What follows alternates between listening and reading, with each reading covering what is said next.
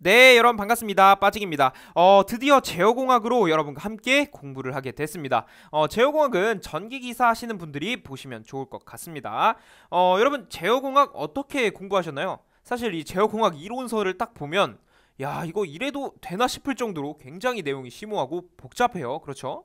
하지만 다행히도 문제는 상대적으로 쉽게 출제가 되고 있어요. 즉 이론을 한번 그냥 흐름만 잡은 다음에 관연도를 통한 학습을 해주시면 제어공학도 문제는 없을 거라는 생각이 듭니다. 여기서 반드시 이론을 통해서 관연도로 넘어가 주셔야 됩니다. 근데 제가 말씀드리는 건 이론을 너무 깊이 파지는 않으셔도 된다. 그냥 이런 흐름이 있다 정도 파악을 해주시고 제어공학 같은 경우는 특별히 관연도에 조금 더 집중을 하실 필요가 있다라는 말씀을 드리면서 우리 또 시간 없으니까 바로 문제 봐야 되겠죠. 제가 오늘도 10가지 개념을 준비했으니까 여러분께 도움이 되었으면 좋겠습니다.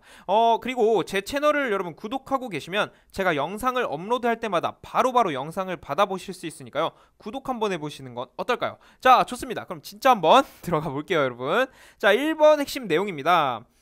피드백 제어에서 반드시 필요한 장치는 요런 거 많이 나오죠, 여러분. 이런 텍스트 문제 종종 나옵니다. 그러면 피드백 제어에서 반드시 필요한 거는 여러분 입력에 대한 어떤 출력을 비교하는 검출부가 있어야 되겠죠. 그래야 피드백이 이루어질 거니까요. 그래서 여러분이 문제에서 이런 걸 만나시면 바로 검출부 픽해 주시고 넘어가 주시면 됩니다. 자, 그럼 바로 이어서 두 번째 문제 가볼게요. 피드백 제어계에서 제어 장치의 구성 요소. 야, 여러분 이것도 굉장히 자주 나오는 문제인데 이게 뭐냐면 이런 게 있는 거예요. 들어봤죠, 여러분? 피드백 제어계에서 제어 장치입니다, 여러분. 제어 장치의 구성 요소 중에 기준 입력 요소, 제어 요소, 검출부 요 세 가지는 반드시 있어야 되는 요소입니다. 여기서 조금 더 구체적으로 들어가면 기준 입력 요소는 설정부라고 할 수 있고 제어 요소에는 조절부와 조작부가 있다 정도 여겨주시면 됩니다. 그리고 특별히 요 제어 요소 있잖아요, 여러분. 요게 좀 중요해요. 그래서 조절부와 조작부는 어떤 동작 신호를 조작량으로 변화시키는 요소라고 생각을 해주시면 됩니다. 동작 신호를 조작량으로 변화시키는 요소가 보다 제어 요소면서 조절부와 조작부다. 그러면 조작량은 뭐예요? 결국 제어 요소의 출력 신호, 제어 요소의 즉 요거의 출력 신호, 요게 조작량으로 변화시킨다. 자, 요 정도 여러분이 잡아주시고 우리는 또 3번 핵심 내용으로 한번 넘어가 보겠습니다. 자, 세 번째 핵심 내용 자동 제어기의 분류입니다. 이게 뭐냐면 자동 제어기의 분류는 크게 세 가지로 할 수 있는데 목표값에 의한 분류, 제어량의 성질에 의한 분류, 그리고 하나 더 제어 동작에 의한 분류가 있어요. 이 제어 동작에 의한 분류는 제가 조금 이따가 설명을 해드리겠습니다. 여러분 이거 보시면 아실 거예요. 정치 제어, 추치 제어, 서버기구, 프로세스 제어, 자동 조정기구 요거 여러분 많이 보셨잖아요. 분명히 기출문제 푸실 때 많이 보셨을 거예요. 그리고 실제로도 시험에 자주 나오니까 여러분 요거 집중해서 봐주시면 대단히 감사하겠습니다. 자, 그러면 목표값에 의한 분류는 정치와 추치로 나뉘어요.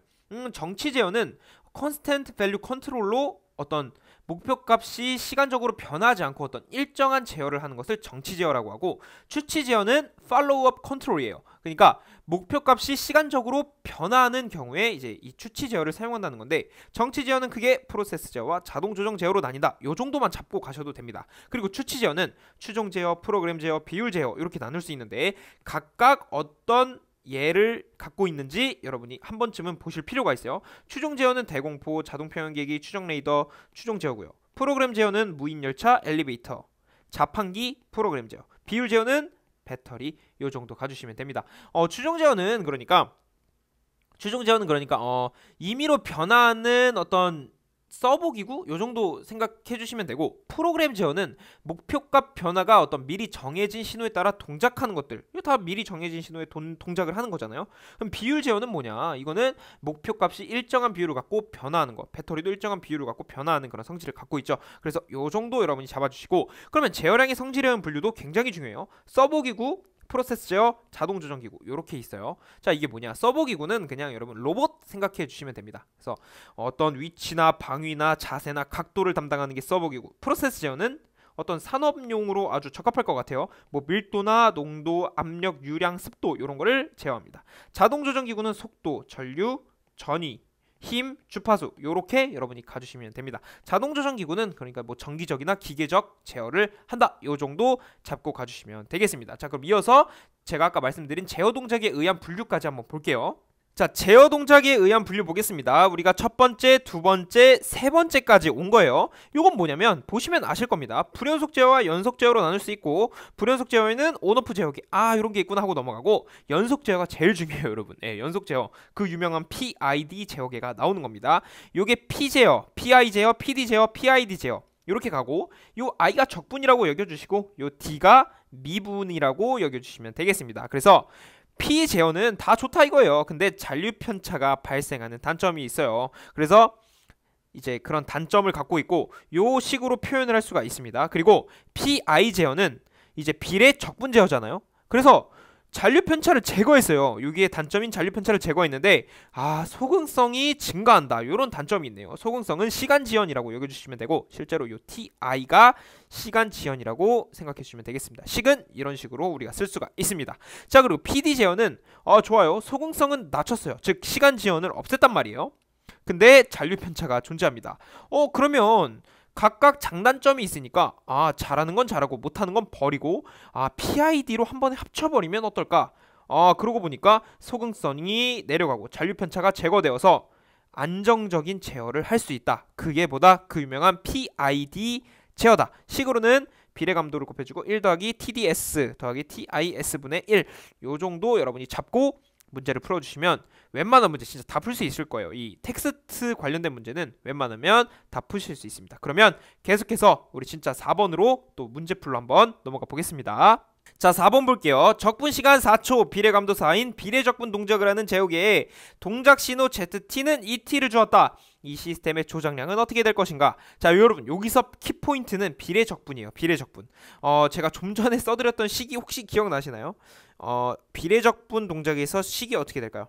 KP 1 더하기 시간 지연의 TI 곱하기 S를 해주고 이거분의 1 곱하기 ZS였잖아요. 그러면 여기서 어느 정도 식이 다 주어졌단 말이에요. 한번 해보는 거예요. 그러면 KP 즉 비례감도 어떻게 됩니까? 비례감도가 4라고 친절하게 알려주세요. 4 써주시고 1 더하기 이거 시간 지연은 4초라 그랬네요. 그러면 4S를 써주시고 ZS는 뭡니까? 이 T를 그대로 가져오면 안 되죠. 왜냐면 얘는 T의 함수고 얘는 S의 함수니까 얘를 라플라스 변환하면 ZS가 됩니다. 이걸 라플라스 변환하면 어떻게 되죠? 이게 라플라스 변환하면 S제곱분의 2라고 쓸 수가 있습니다. 그렇죠? S제곱분의 2. 그러면 이게 S제곱분의 2라고 우리가 하나 뽑아냈어요. 그럼 요거를 전개를 한번 시켜볼까요?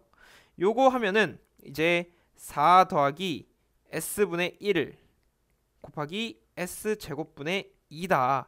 요거를 다시 한번 전개시키면 S제곱분의 8이 되나요? 그렇죠. 8이 되고 더하기 S 세제곱분의 2가 된다.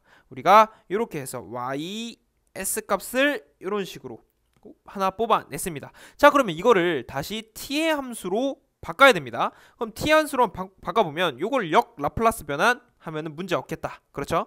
그러면 한번 해보자고요. 여기서 역 라플라스 변환을 해보겠습니다. 그러면 S제곱분의 8 더하기 S세제곱분의 2를 역 라플라스 하게 되면 어떻게 되냐면 이거는 8T로 나오죠. 그렇죠? 8T로 뽑아내고 얘는 어떻게 돼요? 얘는 T제곱으로 나오나요? 네, 그렇죠. T제곱이죠. 더하기 T제곱 요게 보다 Y의 T다. 그래서 우리가 요 값을 하나 뽑아냈어요. 결국엔 요게 정답이 되게 되는 거죠. YT는 T제곱 더하기 8T가 정답이 되겠습니다. 자, 여러분 4번 문제 어떠셨나요? 사실 요 4번 문제가 비례적분인지 적분인지 비례 미분 적분인지 그것만 알고 식만 세우면 이렇게 조작량을 뽑아낼 수 있다라는 것, 이것만 기억해 주시면 되겠습니다. 자, 그럼 계속해서 5번으로 한번 가볼게요. 자, 여섯 번째 핵심 내용, 드디어 신호 흐름 선도에서 R분의 C를 구하는 문제가 나왔어요. 자, 여러분 이런 문제는 어떻게 풀 거냐면 이렇게 해주세요. R분의 C를 적어주시고 자, 이렇게 분모꼴을 만들어주는 겁니다. 분수꼴로. 자, 그러면 1-를 적고 시작을 해보자 이겁니다. 자, 위에는 순방향을 적어주시면 되고 밑에는 루프를 적어주시면 됩니다. 자, 어떻게 하는지 한번 직관적으로 한번 보세요. 자, 순방향 1, A, B, 1. 자, 그럼 이거 다 곱하면 뭐예요? 1 곱하기 A 곱하기 B 곱하기 1이니까 결국엔 AB가 된다. 또 순방향이 있습니까? 요 길 말고 요쪽으로 가려고 보니까 화살표가 여기 이거는 순방향이 요거밖에 없네요. 그러면 그냥 AB만 적어주시면 되겠다. 밑에는 그러면 루프를 적어줘야 되는데 루프가 지금 B 하나 있고 자 요렇게 하나 돌고 있죠. B 하나 돌고 또 요렇게 하나 돌고 있습니다. 그러면 B가 하나 돌죠. 그러면 이게 B를 써주시고 더하기 또 뭐가 있습니까? 자 A, B, C가 이렇게 돌고 있네요. 그러면 A, B, C를 해주면 된다. 요거를 한 번 더 풀면 1-B A, B, C가 될 것이고 요거는 A, B 이렇게 쓸 수가 있다. 그래서 R분의 C는 우리가 이렇게 뽑아낼 수가 있습니다. 만약에 순방향이 또 있다면 요 A, B뿐만이 아니라 더하기 어떤 값이 또 올 수 있게 되는 거겠죠. 자, 요 정도 잡고 우리 또 7번째 핵심 내용으로 넘어가 보겠습니다. 자, 7번째 핵심 내용 보겠습니다. 좀 전에 봤던 신호 흐름 선도와 같은 맥락으로 여겨주시면 돼요. 블록 선도도 마찬가지로 해석을 하면 되니까요. 요거 R분의 C 어떻게 구합니까? 자, RS분의 C의 S를 구해보자고요. 그러면 1-로부터 시작합니다. 자, 그렇게 해서 분수꼴로 이렇게 만들어주는 건데 자, 루프로 한번 볼게요. 순방향이 어떻게 되죠? 출발을 해서 갑니다. G1을 만났어요. 그렇죠? G1을 하나 만났어요. 그리고 G2를 하나 만납니다. 그리고 CS로 이어지네요. 자, 여기까지 괜찮으시죠? 그러면 G1 곱하기 G2가 됩니다. 그 다음에 순방향 있나요? 여기서 이쪽으로 갈 수가 없으니까 순방향은 없네요. 화살표가 여기니까 갈 수가 없죠. 자, 그러면 이제 루프를 한번 봐야 될 텐데 피드백이 지금 여기서 하나 만들어지네요. 루프가. 그러면 G2 하나 만들어지고 또 있습니까? 더하기 여기도 하나 있네. 그러면 G1, G2, G3를 곱해주시면 되는 겁니다. 근데 플러스를 곱해주는 게 아니라 요 마이너스가 있기 때문에 여기는 수정을 해줘야 되겠죠. 여기는 마이너스 G1, G2, G3 이렇게 되는 겁니다. 여러분 만약에 여기가 플러스면 그냥 여기를 플러스로 써주시면 됩니다. 하지만 마이너스기 때문에 여기 마이너스로 제가 적어놨습니다. 자, 요거를 전개하면 어떻게 됩니까? 1-G2 더하기 G1, G2, G3 분의 분자는 역시 G1, G2 이렇게 와주시면 됩니다. 이런 식으로 여러분이 블록선도도 해석을 하시면 되는 거예요. 자, 그럼 계속해서 조금 더 복잡한 블록선도를 한번 풀어보러 가겠습니다. 자, 계속해서 8번 보겠습니다. R분의 C를 구하라는 건데 여기도 역시 블록선도로 표현이 됐네요. 그러면 바로 한번 적용을 한번 해보겠습니다. 자, 어떻게 할 거냐? R분의 C를 적어주시고 1-로 가자고 했습니다. 자, 여기서 순방향 어떻게 되죠? 순방향은 G1, G2 나왔습니다. 자, G1, G2 근데 여기서 끝납니까? 순방향이 하나 더 있는 것 같아요. 여기서 여기로도 갈 수 있네요. 화살표를 따라가니까 여기서 이쪽으로 갈 수 있네요. 그러면 H1과 G2가 곱해집니다. 그래서 H1, G2 우리가 이렇게 분자에 대한 식을 작성할 수 있어요. 그럼 피드백 루프는 어떻게 됩니까? 여기서 지금 피드백이 어디 있죠? 요거 피드백 됩니까, 여러분? 절대 안 되죠. 왜냐면 요거 피드백 화살표가 전혀 맞지 않아요. 그래서 요로 내려가려다 보니까 내려갈 수가 없습니다. 그렇죠? 그러면 요거밖에 없네요, 피드백이. 그러면 1-G2 자, 마이너스 G2 이렇게 가주시면 되겠다. 왜 마이너스를 썼냐면 여기서 이렇게 가다가 여기가 마이너스잖아요. 그래서 제가 1-G2라고 적어봤습니다. 자, 이거 전개하면 어떻게 돼요? 1 더하기 G2를 적어주시고 분자는 여러분 G2로 묶을 수 있습니까? 그렇죠. G1 더하기 H1 써주시고 G2로 한번 묶어봤습니다. 그러면 요거 자체가 이제 정답이 되는 거겠죠. 여러분 어떠세요? 이렇게 몇 가지 신호 흐름 선도나 블록 선도 해석해 보니까 어느 정도 감이 오실 거예요. 그러면 계속해서 9번으로 한번 가보겠습니다. 자, 9번째 핵심 내용 보겠습니다. y1분의 y2를 구하라. 자, 이렇게 신호 흐름 선도가 나왔어요. 이것도 시험에 굉장히 자주 나오는 문제 중에 하나죠. 자, 그럼 y1분의 y2를 바로 해주는 거예요. 그럼 1- 해주시고 분수꼴로 만들어줍니다. 자, 그럼 순방향 어떻게 되죠? 1 곱하기 a 곱하기 1 곱하기 a 곱하기 1 곱하기 a 곱하기 1은 여러분 a의 세제곱이 나오는 것을 확인할 수가 있습니다. 자, 그럼 피드백 루프인데 이것은 어떻게 우리가 해결을 할 거냐? 지금 AB 하나, AB 하나, AB 하나 이거 다 더해주면 되잖아요. 그러면 3AB가 되나요? 3AB 그렇죠? 그런데 여기서 한 가지 더 조건을 따져봐야 돼요. 서로 다른 피드백이 두 개가 있을 때 어떻게 해야 됩니까?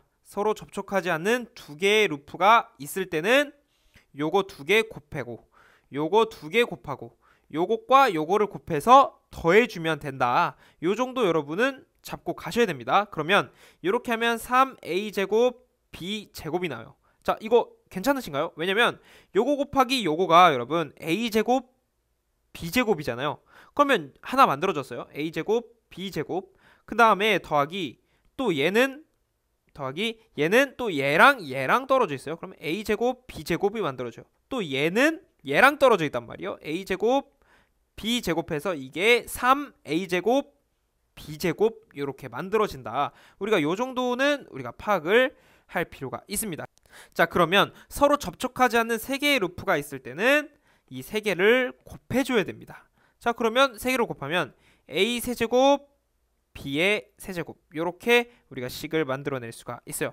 자, 요대로 끝내면 좋겠는데 보통 문제에서는 요거 분모를 정리해서 답을 제출하게 합니다. 이거 정리하면 1-ab의 세제곱 들어가고 이거 분의 a 세제곱 이렇게 뽑아낼 수 있습니다. 그러니까 여러분이 요거 직접 a 세제곱 1-ab 세제곱을 해보시면 이렇게 나타나는 것을 확인할 수가 있습니다. 근데 사실 여기서 이 과정을 바꾸는 게 어려우신 분들이 계실 수도 있어요. 사실 어려운 과정이에요. 그래서 다행인 것은 우리가 시험 볼 때는 대부분 이런 문제로 변형되지 않고 그대로 나오고 있습니다. 그래서 여러분이 여기까지 만들어내셨는데 여기까지 바꾸는 게 힘드시면 그냥 요 정도만 여러분이 외워주시면 대단히 감사하겠습니다. 그러니까 여기서 키포인트는 뭐다? 서로 다른 루프 이득의 합은 요거고, 그래서 요거 더해준 거고, 만약에 서로 접촉하지 않는 두 개의 루프가 있을 때는 각각의 제곱, 각각을 곱해서 더하고 각각을 곱해서 더하고 각각을 곱해서 더해서 요거, 그리고 서로 접촉하지 않는 세 개의 루프가 있을 때는 이 세 개를 그냥 곱해 주시면 된다. 서로 접촉하지 않는 거니까요. 그렇죠? 요렇게만 여러분이 조금 복잡하지만 잡아주시면 대단히 감사하겠습니다. 그러면 오늘의 마지막 문제 10번 핵심 내용으로 넘어가 볼게요. 자, 마지막 10번 볼게요. ds분의 ys를 구하라 라고 되어 있습니다. rs가 여기 있고 ys가 여기 있고 외란이 여기 있네요. 저 ds가 외란, 외적 요인으로 여러분이 생각을 해주시면 되겠습니다. 자, 그러면 우리가 구해야 될 건 ds분의 ys이기 때문에 형식은 똑같이 가져가고 이렇게 가져가고 여기서부터 갑니까? 절대 아니죠. 왜냐면 ds분의 ys니까 요렇게 출발을 하시면 됩니다. 자, 순방향 한번 잡아보겠습니다. 자, h 곱하기 c 곱하기 d 곱하기 2네요. 그러면 c, d, e, h로 쓸 수가 있겠네요. c, d, e, h로 우리가 분자를 쓸 수가 있습니다. 그러면 분모는 어떻게 돼요? 여기서 순방향 피드백이 이제 서로 더해주면 되겠죠. 그러면 1 bf, 여기 피드백 하나 있어요. bf 해주시고 더하기 여기서 dg가 하나 있네요. dg가 저렇게 돌고 있습니다. 여기서 이렇게. 자, 이렇게 해주시고, 자, 이전 문제에서 했던 거 서로 만나지 않는 피드백이 있다면 어떻게 됩니까? 서로 곱해달라 그랬죠. 서로 만나지 않는 두 개의 피드백이 있으면 이렇게 곱해달라 그랬습니다. 그러면 어떻게 할 수 있냐면 여기서 bf 곱하기 dg가 완성이 되는 거겠죠. 그래서 우리가 요렇게 식을 뽑아낼 수가 있는 겁니다. 요거를 이쁘게 여기에 바꿔보겠습니다. 그렇게 해서 우리가 ds분의 ys는 요런 식으로 뽑아냈습니다. 여기서도 주의할 게 뭐예요? 순방향은 우리가 할 수 있습니다. 그리고 요거 피드백끼리 더해주는 거, 그리고 만나지 않는 피드백이니까 서로를 곱해주는 거, 요렇게까지만 잡으면 전혀 문제될 게 없습니다. 자, 오늘도 이렇게 해서 제어공학 첫 번째 시간 전반적으로 신호흐름선도, 블록선도, 그리고 우리가 텍스트 문제 처음에 봤던 거, 그런 것을 위주로 다뤄봤는데 요 정도만 잡고 가셔도 웬만한 문제들은 풀 수 있을 거예요. 그래서 여러분이 제어공학은 이론의 어떤 집중을 요하기보다는 관연도 문제를 통한 그런 학습을 여러분께 권해드립니다. 오늘도 이렇게 공부를 함께 해주셔서 대단히 감사드리고, 저는 제어공학 2편으로 여러분들께 얼른 찾아오도록 하겠습니다. 여러분 오늘도 고생 많으셨습니다.